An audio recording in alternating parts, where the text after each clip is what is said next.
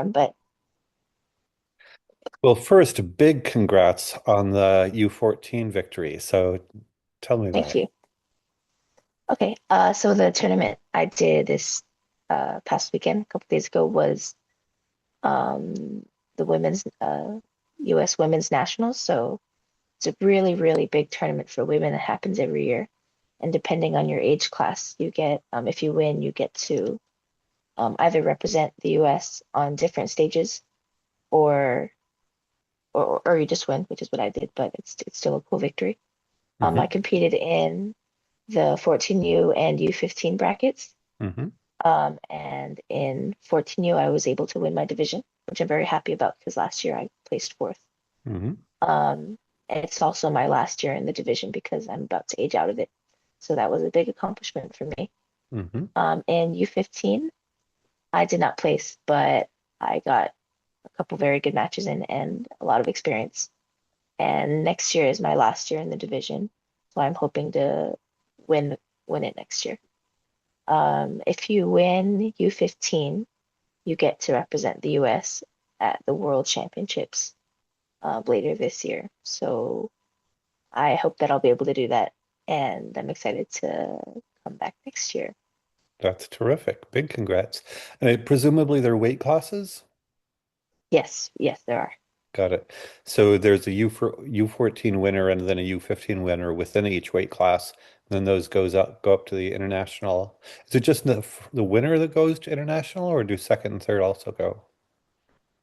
It's just the winner that goes, but I believe, or if you get second or third at really any weight or age class above 14U, I think there is some kind of um, reward that comes along. Like I've heard different people say that you get invited to camps and stuff like that. Hmm. Oh, and another good thing about tournaments like this, and specifically this one, is that um, everyone has told me that lots of college coaches go there, either to scout or to support their own women or their own team. So it's a great place to network Well, big. and put yourself out there. Yeah, big congrats. That's impressive. Thank Alana you. world champ or a national champion, not yet world champion. We'll go for that next time. No, yeah. Uh, cool. Well, yeah, I got up through chapter 40 in Dickens. What are your thoughts on this chunk of Oliver Twist? Like it, not like it? Easier to read, harder to read? I like it because part of it made me happy for Oliver, and I like it in other ways because it was, or because I was right in this in thinking that Nancy was going to be a good character. Um, and there were some parts that like reminded me of like a horror movie, I guess. Like, um, just because it got a little suspenseful and Oliver's in this happy, safe place, and then he looks through his window at night and Fagin and Monks was there. It just a little scared me, or a little scary plot twist, Yeah. but I liked it. Well, there have been lots of movies. I don't, if I've seen an Oliver Twist movie, it's not been for many years, but you can see why, because it's a very dramatic sort of thing. Yeah, Yeah. You were correct. Nancy turns out to be a good person. What would you say motivates Nancy? To be a good person or to be a criminal? Well, actually, that's a really good question, both sides. What motivates her to be a good person, and then what motivates her to be a criminal? I'm going to start with criminal because she's been a criminal for a long time. I think that she was either born into it or like at an early age was a street kid, and they use that term a bunch. I think it's like homeless kids who are like in, or more specifically in Fagin Circle, like just Hmm. in our story. Um, and that's really all she ever knew. And even though she may have been a good person, if she wasn't a street kid, she is, then that's just how it turned out. Hmm. And she's got all these relationships with like Sykes, who's like apparently her like boyfriend or whatever. And then with Fagin, because Fagin's good at controlling people, so she can't really escape, even though she went to meet Rose. That and Rose was like, "Oh, you can like stop and come with me," and she was like, "No, I can't," because she Hmm. has those attachments, which is interesting. Because I probably would have fled no matter what. Hmm. Better here than there. But and then to be a good person, probably because she recognizes all of the attachments and bad things that she's attached to and wants to be something else, but it's like has kind of given up on being something else because she's so deeply into it. But she still wants to be a good person anyway, so she helps Oliver from getting beaten that one time a couple chapters ago, and now she's trying to help him out and help good out a little bit here. No, fair enough. So is maybe to summarize, maybe she's a good person because she, I don't know, has a good heart or a good soul or something like that. Then she's a criminal because two things it sounds like relationships and habit. Is that accurate? I think so. I'm not sure, and I'm not entirely sure if it's habit because I feel like she would change it if she could, but that's the only way I know how to describe it right now. But Rose, why doesn't she accept Rose's offer to help her out of it?